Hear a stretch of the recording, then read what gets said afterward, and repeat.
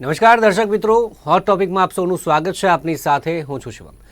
દર્શક મિત્રો, હોટ ટોપિકમાં આજે આપણે વાત કરીશું ઇન્ડિયા અલાયન્સ વિશે. જે મહાગઠબંધન થયું છે 2024માં, એનડીએ વર્સસ ઇન્ડિયા, કે જે આપણે સૌ જાણીએ છીએ. આ વખતે શું થશે 2024માં? કારણ કે તમામ અલગ અલગ પક્ષો છે, આશરે 26થી 28 જેટલા પક્ષો છે કે એક સાથે એક મંચ પર આવ્યા છે અને તેમની આજે ત્રીજી મિટિંગ થવા જઈ રહી છે. અને ત્રીજી મિટિંગમાં અનેક મહત્ત્વના મુદ્દાઓ છે, જે સીટ વહેંચણી છે, બેઠક વહેંચણી છે, તે તમામ બાબતની અંદર પણ આજની આ ખાસ બેઠકમાં ચર્ચાઓ થશે.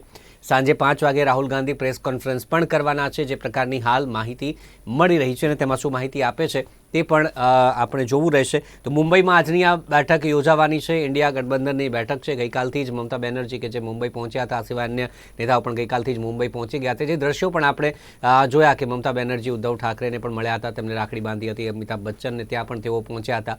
આ સિવાય અન્ય નેતાઓ પણ પહોંચ્યા છે. આજે જે વાત છે, અત્યાર સુધીમાં 28 જેટલા પક્ષો કે જે સામેલ થશે અને અનેક ચર્ચાઓ છે તે આજની આ બેઠકમાં થવાની છે. જેમાં પછી કન્વીનરને લઈને વાત હોય, જે સંયોજક જે મહાસંયોજક કોણ બનશે તેના પર પણ જે નામ પર ચર્ચા કરવામાં આવશે. મલ્લિકાર્જુન ખડગે લગભગ નક્કી છે, પરંતુ શું ચર્ચાઓ થાય છે? આ સિવાય બેઠકોની વહેંચણી, કારણ કે 2019ની વાત કરીએ તો જે અલગ અલગ બેઠકો છે, જેમાં 209 બેઠકો પર કોંગ્રેસ આગળ હતી. ટીએમસીની વાત કરીએ 19 બેઠકો પર જે બીજા નંબરે હતી. કોંગ્રેસ 209 બેઠકો પર બીજા નંબરે હતી. ટીએમસી 19 બેઠક પર બીજા નંબરે હતી. એસપીની વાત કરીએ 31 બેઠક પર બીજા નંબરે હતી. આરજેડી 19 અને એનસીપી કે જે 15 બેઠક પર બીજા નંબરે હતી. ત્યારે આ તમામ જે બેઠકની આપણે વાત કરીએ તેના આધારે પણ જે આગળ કેવી રીતે નિર્ણયો લેવામાં આવે છે તેમાં કોઈ ખટરાગ ઉત્પન્ન ન થાય. આ સિવાય જે અલગ અલગ રાજ્યોની વાત કરીએ તો ત્યાં 2 પક્ષો વિરોધમાં છે અને અહીંયા ગઠબંધનમાં જોડાયા છે. આ પણ એક પડકાર રહેશે. એ તમામ બાબત પર ચર્ચા કરીશું. ચર્ચા સાથે જોડાઈ ગયા છે મહેમાન અરવિંદભાઈ જોબનપુત્રા આપણી સાથે, વરિષ્ઠ પત્રકાર, અને સાથે જ ચેતન ત્રિપાठी, રાજકીય विश्लेषक. બંનેનું સ્વાગત છે. चेतन जी, आपका भी स्वागत है निर्माण न्यूज़ में. धन्यवाद, नमस्कार. चेतन जी, सबसे पहले आपसे शुरुआत करता हूँ. जिस प्रकार से ये तीसरी बैठक है मुंबई में, आपको क्या लगता है जिस प्रकार से आज अलग अलग बाबतों पे चर्चा होने वाली है, जिसमें जो कन्वीनर की बात है कि कौन बनेगा, साथ में जो बैठक है अलग अलग, उसके ऊपर भी चर्चा हो सकती है. क्या लगता है आपको कौन सा नाम सामने आएगा? पीएम की तो बात कांग्रेस के एक नेता ने बोल दी है कि भाई अगर जीतेंगे उसके बाद पीएम का नाम तय करेंगे, परंतु उसके ऊपर भी जरूर चर्चा हो सकती है आज. देखिए, 2 चीजें हैं. अभी इस अलायंस की ये तीसरी बैठक है. जो देखने में आ रहा है वो ये है कि ये अलायंस लगातार बढ़ रहा है. इनका कुनबा, जो इंडिया अलायंस है, इसका कुनबा लगातार बढ़ रहा है. 18 दल थे, 26 दल हुए और आज 28 दलों की अभी तक बात सामने आई. तो कहीं ना कहीं वो कुनबा विस्तृत हो रहा है और धीरे धीरे वो उन प्रदेशों में जहां पर अभी तक इसका कोई वो नहीं था, वहां भी पहुंचने की कोशिश कर रहे हैं. ठीक है. अब जहां पे ये बात आती है, कुछ चीजों पे तो आज शायद मुझे लग रहा है कि पहले ही बात डिस्क्लोज हो गई. जैसे कोई एक लोगो आज डिसाइड हो जाएगा उनका, है ना. अपार्ट फ्रॉम दैट, उनके कोई मिनिमम कॉमन प्लान जो है वो भी एक वो सामने लाने की कोशिश करेंगे. कन्वीनर की बात पर जहां तक बात है, धीरे धीरे स्थिति ये हो रही है इंडिया अलायंस की कि क्योंकि कांग्रेस सबसे बड़ा दल है, तो अब देखने में ये आ रहा है कि इंडिया अलायंस के जो क्षेत्रीय दल हैं वो कहीं ना कहीं कांग्रेस को आगे करके उनके पीछे खड़े होने के लिए तैयार हो गए. पहले जैसे कि नाम आ रहा था नीतीश कुमार हो सकते हैं, कुछ लोग अरविंद केजरीवाल की बात कर रहे थे. अब धीरे धीरे वो मल्लिकार्जुन खड़गे पे आ गई है बात. अब उसके फायदे भी हैं मल्लिकार्जुन खड़गे, क्योंकि दक्षिण से आते हैं, दक्षिण में कांग्रेस का स्ट्रांग होल्ड है, बीजेपी के लिए वहां दिक्कतें ज्यादा है.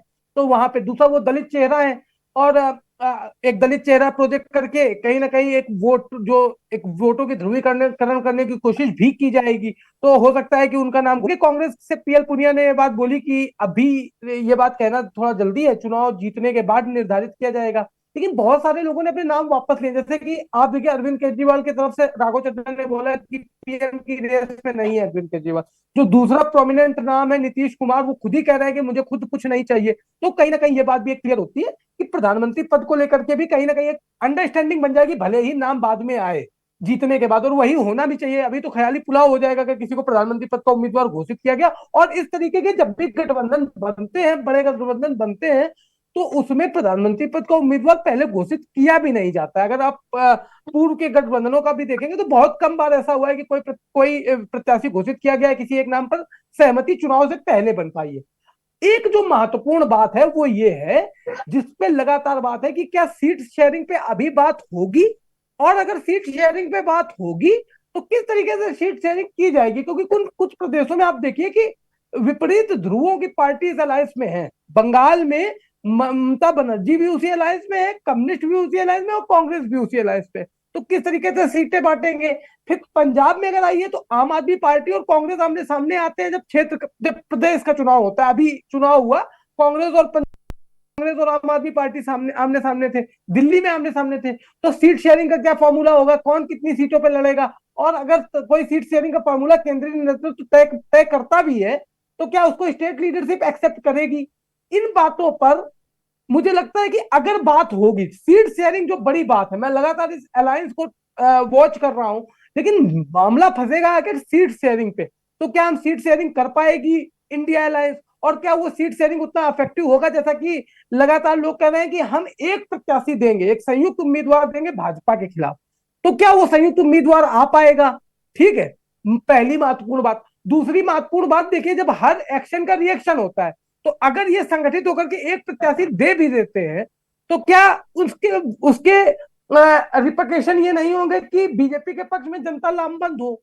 है ना, होता है ना कि सारे लोग मिल गए हैं, बीजेपी अकेले है, ये बीजेपी नैरेटिव चला भी रही है, तो क्या इस नैरेटिव के साथ इससे कैसे डील करेंगे, इसको कैसे कोप अप करेंगे।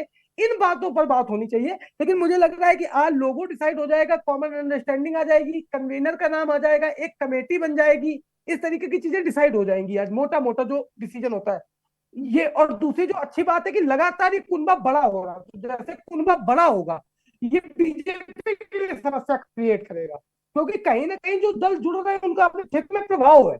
बीजेपी भले ही उसको डिनाई करे, लेकिन वो प्रभाव तो है ही, चाहे वो महाराष्ट्र में हो, बिहार में हो, बंगाल में हो। ठीक है, तो ये एक बड़ी बात है जी। जी जी जी जैसे आपने बताया कि नीतीश कुमार कह रहे हैं कि हमको नहीं चाहिए, पर ऐसा भी हो सकता है, ऐसा भी हो सकता है कि मीडिया के सामने ऐसा बोल रहे हो, बाद में उन्हीं का नाम शायद आ जाए, ऐसा भी हो सकता है। पर अभी क्या नाम आता है उसके देखिए, ऊपर हम देखेंगे, बंद बात जरूर कमरों करेंगे। में, जी जी। जी जी, बंद कमरों में क्या हम्म। बातें हो रही हैं वो हम पत्रकार दोस्तों को तो उतनी ही पता चल रही है जो प्रेस कॉन्फ्रेंस से हो रही है, जो नेता बाइट्स दे रहे हैं। लेकिन ये बात तो है कि नीतीश कुमार अगर ये बात बार बार कहते हैं कि मुझे कुछ नहीं चाहिए, देखिए राजनीति में कोई भी कोई निरर्थक प्रयास नहीं करता, निस्वार्थ प्रयास नहीं करता, हर व्यक्ति की एक महत्वाकांक्षा है, वो उस महत्वाकांक्षा के लिए काम करता है। अब ये देखना है कि नीतीश कुमार की महत्वाकांक्षा है क्या।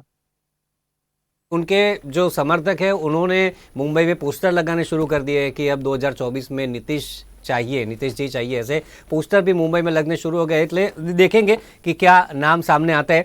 अरविंद जी, આપ શું કહેશો, જે પ્રકારે સતત વધી રહ્યું છે આ જે ગઠબંધન વધી રહ્યું છે, 26માંથી 28 અત્યારે જે પક્ષો સામે આવવાની વાત થઈ રહી છે, 2024 હજી થોડા મહિનાઓની વાર છે, ત્યાં સુધી આ બેઠક પક્ષો જે વધી રહ્યા છે તે આમનામ રહેશે, અંડરસ્ટેન્ડિંગ આવીને આવી રહેશે, કે પછી આમાં કોઈ ફૂટ આગામી સમયમાં પડી શકે છે? આપને શું લાગે છે?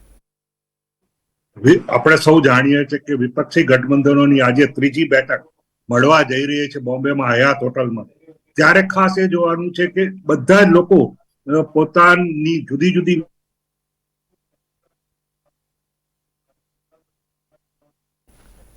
જી અરવિંદજી, આપનો અવાજ નથી આવી રહ્યો. અરવિંદજી.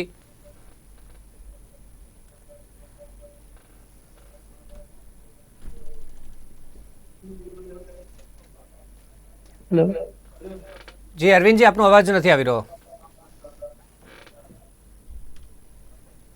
જી અરવિંદજી, આપનો વિડીયો ચોંટી ગયો છે, આગળ આપની પાસે આવીશ. આપનો वीडियो ચોંટી ગયો છે, आवाज़ नहीं आ रही। चेतन जी, वो जब तक वापस आते हैं आपके पास शुरू करते हैं, क्योंकि अभी जिस प्रकार से 2-3 दिन से जो समाचार हम देख रहे हैं, टीएमसी की बात जी करें जी तो टीएमसी ने के एक नेता ने उनकी सालगिरह पर अपनी पत्नी को जो गिफ्ट दिया है वो भी अभी चर्चा में है। उसके बाद जो AK-47 गिफ्ट में दिया था वो चर्चा में है। बिहार में जो स्कूल की छुट्टियां हैं उसके ऊपर नया परिपत्र लाया कि जन्माष्टमी, रक्षाबंधन ऐसी 12 छुट्टियां रद्द कर दी है। इन सब का असर लोगों में कितना पड़ेगा? दो चीजें हैं। टीएमसी के साथ, टीएमसी के जो नेता ने किया है वो कोई बहुत ही महत्वपूर्ण वो नहीं है, ऐसी घटनाएं होती रहती हैं। मतलब एक एक अराजकता तो है ही कि अगर AK-47 गिफ्ट की जा रही है तो ये क्या एक सभ्य समाज में इस तरीके की, लेकिन मुझे लग रहा है उसके राजनीतिक बड़े मायने नहीं निकलेंगे। लेकिन बिहार में जो हुआ है वो कहीं ना कहीं हिंदुत्व की पॉलिटिक्स को देखिए वो कर रहा है प्रॉपर कंसोलिडेट करने की कोशिश। एक तरफ पोलराइजेशन हो जाए जो पिछड़ा और दलित और मुस्लिम जातियों का, ठीक है। एक तरफ जो लोग हिंदुत्ववादी पॉलिटिक्स है वो दोनों लोग चाहते हैं। बीजेपी भी यही चाहती है कि प्रॉपर पोलराइजेशन हो, नीतीश और तेजस्वी भी यही चाहते हैं कि प्रॉपर पोलराइजेशन हो जाए। ये उनकी वो स्ट्रेटेजी के तहत हुआ है, ये कोई भूलवश नहीं किया गया, ये बहुत स्ट्रेटेजिकली ये चीजें की गई है, ठीक है। जो लोग बिहार की पॉलिटिक्स को समझते हैं वो ये समझते हैं कि जो ये त्योहार है ये हिंदुओं में भी ऊंची जाति के लोग ज्यादा मना पाते हैं। तो कहीं ना कहीं वो एक पोलराइजेशन की स्ट्रेटजी के तहत ये घोषणा की गई है। पहली बात, मैं एक बात आपसे यहाँ पे एक महत्वपूर्ण बात ये कह रहा हूं कि लगातार जिस तरीके से नीतीश कुमार जी ये कह तो रहे हैं कि उनको कुछ नहीं बनना है, उनको कुछ नहीं चाहिए, लेकिन नीतीश कुमार बार बार ये भी बात कह रहे हैं कि जितना उनके पास अगर गुजरात मॉडल है तो हमारे पास भी बिहार मॉडल है, हमने उस बिहार मॉडल के तहत बिहार में सुशासन लाया है। तो कहीं ना कहीं वो भी साइड से एक अलग एक विंडो खोल के अपने आप को प्राइम मिनिस्टरियल कैंडिडेट खुद भी बता ही रहे हैं और उनके प्रशंसक भी कह रहे हैं। और लेकिन एक बात मुझे, जो क्षेत्रीय दल है ना, कोई भी एक क्षेत्रीय दल आप अगर उठा के देखिए जो इंडिया अलायंस में, अपार्ट फ्रॉम कांग्रेस, कांग्रेस क्षेत्रीय है भी नहीं, कांग्रेस ही सबसे बड़ा दल है, इसके अलावा किसी एक दल के पास ऐसी स्थिति नहीं है कि 20 सांसद भी हों। तो आप ये समझिए अगर सांसद ही नहीं है तो कहां से प्रधानमंत्री, आप अगर आप बन भी गए प्राइम मिनिस्टरियल कैंडिडेट तो आपके पास अपने दल के कितने सांसद होंगे? क्या नीतीश कुमार के पास कितने सांसद हैं, ममता जी के पास कितने सांसद हैं, अरविंद केजरीवाल के पास कितने? अरविंद केजरीवाल का अभी एक लोकसभा में सांसद चुन के आया है, ठीक है, पंजाब से एक उपचुनाव में जीत के आए। तो ये आप समझिए ना, प्रैक्टिकली तो ये बात है ना कि आप जब जाएंगे चुनाव में तो चुनाव में नंबर पे प्राइम मिनिस्टर तो उस नंबर पे बनेगा ना कि आपके पास कितने लोकसभा सांसद हैं, उन सांसद कितने सांसदों का आपको समर्थन प्राप्त है। वहां पर जो बात आती है वो घूम फिर के कांग्रेस की तरफ आती है। आइदर राहुल गांधी बनेंगे या राहुल गांधी नहीं बनेंगे, तो वो भी वो जो प्रधानमंत्री पद का उम्मीदवार होगा वो कांग्रेस की सहमति से होगा या कांग्रेस से होगा, या तो सहमति का प्रत्याशी होगा या कांग्रेस से होगा। ये पहली बात है। दूसरी चीज ये है कि नीतीश कुमार हो, शरद पवार हो, ये सब कहीं ना कहीं इस अलायंस का हिस्सा इसलिए भी है कि लगातार उनकी पार्टियों को तोड़ा जा रहा है। उनकी पार्टियों को तोड़ करके भाजपा ने क्षेत्रीय राजनीति में उथल पुथल मचा रखी है, जिससे ये सारे क्षेत्रीय छत्र परेशान है। ये इसलिए इंडिया की छतरी के नीचे खड़े। जी જી અરવિંદભાઈ આપણી પાસે જોડાઈ ગયા છે। અરવિંદભાઈ, જે વાત અધૂરી હતી આપની પાસે, જે બેઠકો, જે માફ કરજો, જે પક્ષો 26માંથી 28 થયા છે, 24 સુધી ચૂંટણી સુધી આમ નામ રહેશે કે પછી બેઠકના મુદ્દે કે જે ચુનાવ કરવાનો છે, જે કન્વીનરની છે તેની વધારે કંઈ ખટરાક બહાર આવી શકે છે, આપને લાગે છે? એ બાબતમાં હું આપને જણાવું છું, આપણે જાણીએ છીએ કે વિપક્ષી ગઠબંધનોની આજે મહત્વની ત્રીજા રાઉન્ડની બેઠક મળવા જઈ રહી છે બોમ્બેમાં, જ્યાં હયાત હોટલમાં ચાલુ થઈ રહી છે, જ્યાં 28 બેઠકો, એટલે કે જે બે પક્ષ છે એ તો મહારાષ્ટ્રના છે, એક કોમ્યુનિસ્ટ પાર્ટી છે અને એક TAWP છે, એ લોકોના બે મેમ્બર્સ થયા છે। તો એ એટલું બધું ઇમ્પોર્ટન્ટ નથી, પણ 28 નો આપણો મહત્વનો છે, એટલે આપણે 28ના 63 મેમ્બરો, 63 સદસ્યો આજે ભેગા થઈ રહ્યા છે, દિગ્ગજ નેતાઓ છે બધા, અને એ લોકો એક એવી સ્ટ્રેટેજી તૈયાર કરવા જોઈએ। આ વખતનું જે ગાણિતિક છે, જે ઇન્ડિયાના નામથી એ લોકોએ એલાયન્સ રચેલું છે, જે ઇન્ડિયન નેશનલ ડેવલપમેન્ટલ ઇન્ક્લુઝિવ અલાયન્સના નામથી જે રચ્યું છે, એના બારામાં આપણે જે ચર્ચા કરીએ તો ચોક્કસપણે એ લોકો બહુ જ રણનીતિ સાધી છે। અત્યારે ઓન પેપર એ લોકો ખૂબ જ સારા દેખાવ કરવાનો વિચાર કરી રહ્યા છે। રણનીતિમાં પણ એ લોકો અત્યારે કંઈક ડિફરન્સ, જે લોકો વચ્ચે ડિફરન્સીસ છે, જુદા જુદા વિચારધારાઓ ના લોકો મળે છે, ત્યારે આપણે ચોક્કસ એવું જ લાગે કે ભાઈ આ જે વિચારધારાઓ છે એ થઈ શકશે એકજૂટ, કારણ કે અત્યારે ઇલેક્શન નથી, એટલે અત્યારે કેવું વહેલું પડતું છે કે આ લોકોની જે સ્ટ્રેટેજી છે, આજે જે સ્ટ્રેટેજી છે મહત્વની, એમાં તો પ્રથમ મહત્વનો મુદ્દો એ લોકોનો એ છે કે એ જે લોગો અનવેલ કરવાના છે વિપક્ષી ગઠબંધનનો।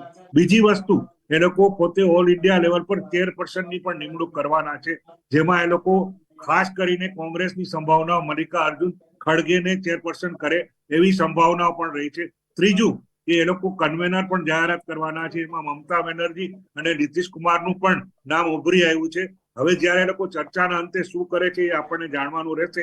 એ ઉપરાંત એ લોકો 11 મેમ્બરની કોઓર્ડિનેટર કમિટી બનાવવા જઈ રહ્યા છે, જેમાં એ 11 મેમ્બરની કોઓર્ડિનેટર કમિટીમાં એવી રીતે લોકો નક્કી કરે છે, અને અત્યારે જે ચર્ચાનો વિષય છે ને જે આપણને ઇન્ડિકેશન અત્યાર સુધીના જુદા જુદા અહેવાલો દ્વારા મળ્યા છે, એ લોકો એવી રણનીતિ કરે કે જે સ્ટેટમાં જે લોકોની સંખ્યાઓ વધારે છે એના મેરિટના ધોરણે એ લોકો સભ્યની નિમણૂક કરશે અને ઉમેદવારની નિમણૂક કરશે.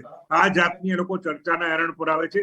એનો એક કોન્ક્રીટ પ્લાન આજે તૈયાર થવા જઈ રહ્યો છે. એ બાબતમાં એ લોકો કરે છે. પરંતુ અહીંયા આપણે જાણીએ છીએ કે સુચારુ રૂપે આ લોકો આગળ વધી રહ્યા છે. બધા ડાય વાતો કરે છે, ખૂબ જ સારી વાતો કરે છે.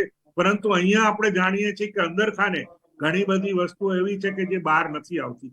એમાં અત્યારે ગઈકાલે પરમ દિવસે જ એક ઇન્સિડન્ટ આપણે જાણીએ છીએ કે અરવિંદ કેજરીવાલના જે એક સદસ્ય હતા એને એમ કહ્યું હતું કે હું ઈચ્છું છું કે અરવિંદ કેજરીવાલને પીએમના પદ તરીકે આપે એવી મારી ઈચ્છા છે. તો આવી રીતે બધા જુદી જુદી જાતના લોબિંગ કરે છે, જુદા જુદા.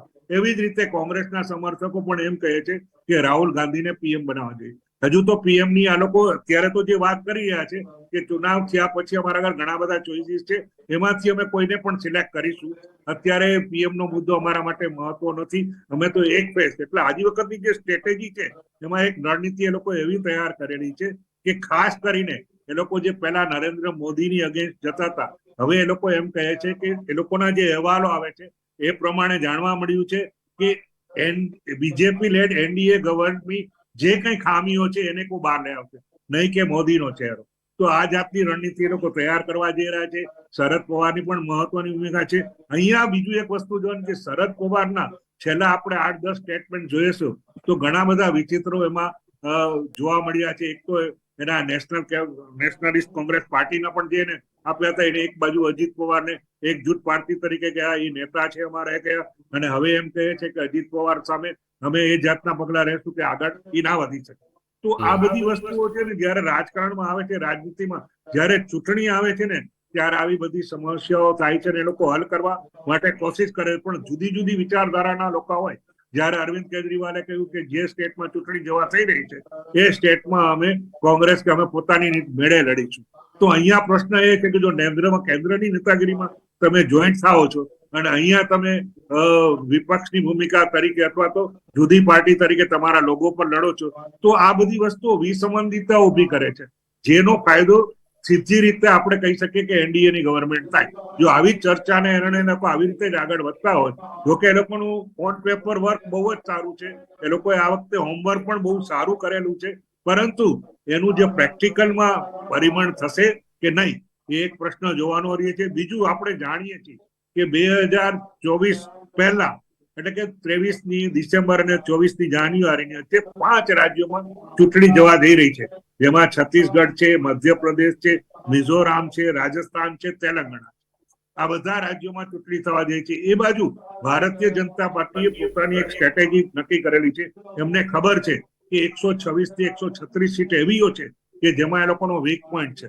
એ લોકો એ બાબતની પણ ચર્ચા કરવા જઈ રહ્યા છે કે એ વીક પોઈન્ટને આપણે આની સામે કેવી રીતે લડીશું. તો એ લોકોની જે માઇક્રો પ્લાનિંગ છે, એ લોકોનું સંગઠનાત્મક વ્યૂહ છે, એ લોકોને આ જે વિપક્ષી ગઠબંધનો છે એની તોલે આવી શકે નહીં, કારણ કે એ લોકો બહુ જ સરસ રીતે પ્લાન કરે છે. બીજું વસ્તુ એક તમને અહીંયા આઉટલાઈન પણ એક વસ્તુ કહી દઉં, અને જે વસ્તુ આની સાથે લાગતું નથી, પરંતુ એક યુએસ બેઝ થિંક ટેન્ક છે કે જેનું પ્યુ રિસર્ચ સેન્ટર તરીકે દેશમાં અને બહારના દેશોમાં સર્વે કરવામાં આવેલું હતું, અને દેશની અંદરના લોકોનું સર્વે કર્યું હતું ને બહારના દેશના લોકોનું સર્વે કર્યું હતું. એમાં એક વસ્તુ ઉભરીને એવી આવેલી છે કે દેશના લોકોમાં ઇન્ડિયનના જે લોકો છે 10માંથી 7 લોકો નરેન્દ્ર મોદીને ફેવરેબલ ગણે છે, મત ફેવરેબલ, જ્યારે 3 લોકો નથી ગણતા. એવી જ રીતે બીજા અન્ય દેશોમાં કરે તો એમાં 12 દેશો એવા છે કે જેમાં અમુક દેશો એવા છે કે જેને ફેવરેબલ ગણે છે નરેન્દ્ર મોદીને, અમુક લોકો કહે છે કે એ ફેવરેબલ નથી. પરંતુ ઇઝરાયલ પછી બીજા દેશો જે છે, કેન્યા છે, નાઇજીરિયા છે, યુકે છે, એ લોકો નરેન્દ્ર મોદીની લીડરશીપમાં ખૂબ જ સારું કરે છે. અને જે 71% લોકો એવા છે કે ઇન્ડિયાના એવું માને છે કે ભારતની પ્રગતિ અને ભારત જે સ્ટ્રોંગ થયું છે એ નરેન્દ્ર મોદીના નેતૃત્વ હેઠળ થયું છે. આ એક એવો અભિગમ અપનાવ્યો છે કે જે ભારતની કોઈ સંસ્થાએ સર્વે નથી કરેલો. એટલે કે હજુ પણ લોકોના મનમાં જે યંગસ્ટર છે એને હજુ પણ ભારતીય નેતૃત્વના નરેન્દ્ર મોદીના નેતૃત્વમાં વિશ્વાસ છે. એટલે આગામી ચૂંટણીમાં યંગસ્ટર્સનો મહત્વનો ભાગ છે. જે નવા ઉમેદવાર, નવા જે મતદારો આવશે એ કેવી ભૂમિકા ભજવે છે એ પણ જોવાનું છે. અને અત્યારે જે આ લોકો સ્ટ્રેટેજી કરવા જઈ રહ્યા છે, વિપક્ષી દળો, વિપક્ષી ગઠબંધનો, તો એ લોકોની જે સ્ટ્રેટેજી છે એના પછી ડિફરન્સીસ ડેવલપ થશે કે નહીં એ પણ અત્યારે કવેળાનું છે. કારણ કે આ તો એની ત્રીજી મીટિંગ છે. ચહેરો મહત્વનો હોય છે. જ્યારે સીટ શેરિંગની વાત આવશે અરવિંદભાઈ, ત્યારે ખરેખર એની લડાઈ શરૂ થશે અને ત્યારે કેવા કેવા ડિફરન્સીસ આવે છે તે આપણે જોવાનું રહે. ચોક્કસથી ચહેરો ખૂબ જ મહત્વનો હોય છે. એનડીએનો જે ચહેરો છે તેમાં ચોક્કસથી नरेंद्र मोदी के जो 2014 सतत चेहरों बनी गया है. चेतन जी, चेहरा बहुत महत्वपूर्ण होता है जनता के बीच में जाने के लिए, जनता का विश्वास जीतने के लिए. नरेंद्र मोदी जैसा चेहरा है जो 2014-2019 में हम उनका पावर देख चुके हैं, अभी भी देख रहे हैं. जो प्योर रिसर्च जो बात कर रहे थे अभी, जो US बेस्ड संस्था है उन्होंने रिसर्च किया है, 80% लोग ऐसा नरेंद्र मोदी को एज अ लीडर ज़्यादा देखना चाहते हैं, ज़्यादा पसंद करते हैं. ऐसा प्यू रिसर्च में सामने आया है. अभी बात कर रहे हैं इंडिया की. आपको क्या लगता है कौन सा वो चेहरा है कि जो पीएम मोदी के टक्कर में 2024 के चुनाव में खड़ा रह सकता है? आपको कौन सा नाम लग रहा है? देखिए, मैं दो चीजों पे बात है. पहली चीज, जब भी इंडिया जैसे अलायंस बनते हैं, ठीक है, मतलब किसी स्थापित सरकार के खिलाफ जब क्षेत्रीय दल और तमाम दल एकत्र होते हैं, विपक्षी दल एकत्र होते हैं, तो कई बार वहां पर चेहरे पर एक सहमति नहीं बन पाती. आप 77 का चुनाव देख लीजिए, ठीक है, उस समय भी कोई सहमति नहीं थी इस तरीके की कि कोई एक व्यक्ति के नाम पर सहमति बन पाई हो. चुनाव के बाद वो सहमति बनी, ठीक है, या इसके पीछे के जो भी चुनाव जाइए वहां पे ये स्थिति रही. वीपी सिंह के चुनाव के समय भी वीपी सिंह उस पूरे कांड के, उस पूरी मुहिम के हीरो थे, लेकिन प्रधानमंत्री पद को लेकर के तमाम रस्साकसी थी. बाद में वीपी सिंह बने, वो सरकार गिराई गई, वो इतिहास की बात है. अभी जो बात है, पहली बात ये कि इसीलिए शायद पहले किसी एक व्यक्ति को नेता चुनने में हिचकिचाहट हो रही है कि अलग अलग जो जितने भी क्षेत्रीय दल हैं, उनके जो भी नेता हैं, उनकी अपने क्षेत्रों में मजबूत पकड़ है. उन क्षेत्रों के लोग उनको देखना चाहते हैं प्रधानमंत्री. जैसे आप बिहार में नीतीश कुमार के लोग प्रधानमंत्री देखना चाहते हैं, बंगाल में ममता दीदी को प्रधानमंत्री देखना चाहते हैं, और महाराष्ट्र में लोग शरद पवार या उद्धव ठाकरे के लोग उद्धव ठाकरे को, शरद पवार के लोग शरद पवार को. ये है, ये क्षेत्र की पॉलिटिक्स के क्षेत्रीय कार्यकर्ताओं का, क्षेत्रीय लोगों के बीच में ये होता है. अब आते हैं महत्वपूर्ण बात ये कि नरेंद्र मोदी के सामने कौन.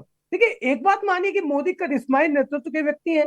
मोदी का जो फेस वैल्यू है वो कहीं भी घटा नहीं है, ठीक है. बढ़ा किसका है, यहां पर इस बात को समझना होगा, और कौन सामने थोड़ा खड़ा हो पा रहा. तो कुछ दिन पहले CSDS ने एक सर्वे किया था. मोदी की लोकप्रियता 1% पहले से बढ़ी है, 37% से शायद 39% हुई है, ठीक है, लेकिन जिसकी एक बहुत ही चौंकाने वाले तरीके से बढ़ी हुआ है राहुल गांधी. 18% से 29% पहुंच गई है उनकी लोकप्रियता. और अभी आगामी जो चुनाव आने वाले हैं, उन चुनावों में कांग्रेस सीधे सीधे भाजपा से टकराएगी. चाहे वो मध्य प्रदेश हो, चाहे छत्तीसगढ़ हो, चाहे राजस्थान हो, चाहे तेलंगाना क्षेत्रीय दल भी रहेगा, BRS भी, लेकिन कांग्रेस और बीजेपी के बीच में भी एक चुनाव रहेगा. तो इन राज्यों के चुनाव के बाद ये लोकप्रियता या तो राहुल की ओर बढ़ जाएगी, जिस भी दल की इन राज्यों में जीत होती है, उस दल के नेता की लोकप्रियता अपने आप बढ़ेगी. दूसरी बात मुझे जो पता चला है, राहुल गांधी एक भारत जोड़ो यात्रा का दूसरा चरण भी शुरू करने जा रहे हैं. अपने लोकसभा के भाषण में भी उन्होंने कहा, और उनके कुछ करीबी लोग इस पे लगातार बात कर रहे हैं, दिग्विजय सिंह और उनकी टीम के लोग, मुझे भी पता चला है. तो भारत जोड़ो यात्रा के बाद उनकी लोकप्रियता बढ़ी है. ये दो चीजों का हमको इंतजार करना चाहिए. पहली चीज, ये जो 4 राज्यों का चुनाव है, उस 4 राज्यों के परिणाम, और अगर राहुल गांधी भारत जोड़ो यात्रा का दूसरा पार्ट करते हैं तो एक बात स्थापित हो जाएगी कि नरेंद्र मोदी के खिलाफ राहुल गांधी जितना मर रहा, मेरा अपना ओपिनियन. और मैं एक बात ये भी कह रहा हूं कि बीजेपी स्वयं भी यही चाहती है कि ये चुनाव राहुल वर्सेस मोदी हो जाए. बीजेपी के तमाम नेता ये चाहते हैं कि राहुल वर्सेस मोदी हो जाए, क्योंकि जो क्षेत्रीय नेता है ना, उनके साथ एक जाति का वोट अपने आप जुड़ के खड़ा होता है. राहुल गांधी एक ऐसे नेता जिनके साथ कोई जातिवादी का वोट नहीं है. राहुल गांधी की इमेज बड़ी हुई है, इमेज इंप्रूव हुई है, लेकिन जातियों को बांधने वाली राजनीति कांग्रेस और गांधी परिवार कर नहीं पाता है. तो बीजेपी भी यही चाहती है. एक इसमें और पेच है जो मैं आपको बताता हूं, राहुल गांधी की स्वयं की इच्छा नहीं है प्रधानमंत्री बनने की. तो ऐसी स्थिति में यह हो सकता है कि जो इंडिया अलायंस का कन्वीनर हो, वही बाद में प्रधानमंत्री पद का उम्मीदवार हो. और अगर इंडिया अलायंस का कन्वीनर मल्लिकार्जुन खड़गे बनते हैं, तो आप मान के चलिए कि ये राजनीति, ये चुनाव आने वाले समय में दलित वर्सेस अल्पसंख्यक हो जाए, दलित वर्सेस बैकवर्ड हो जाएगा. क्योंकि मोदी जी बहुत बार कह चुके हैं, मैं पिछड़े का बेटा हूं, मैं तो एक पिछड़ी जाति से आता हूं. अब अगर मल्लिकार्जुन खड़गे भी आते तो मल्लिकार्जुन खड़गे भी कहेंगे कि मैं भी दलित का बेटा हूं, मेरे भी माता और पिता बहुत गरीब घर से आते हैं, मैं किसी डायनेस्ट पॉलिटिक्स से नहीं आता हूं, तो मुझे लग रहा है कि सबसे उपयुक्त नाम इस समय मल्लिकार्जुन खड़गे है। लेकिन ये देखना होगा, मैं किसी कोई क्लेम नहीं कर रहा हूँ किसी एक नाम पर, ये नहीं कर रहा, ये मैं अपना ओपिनियन बता रहा हूँ आपको कि बेस्ट मल्लिकार्जुन सामने खड़गे। आएगा जी।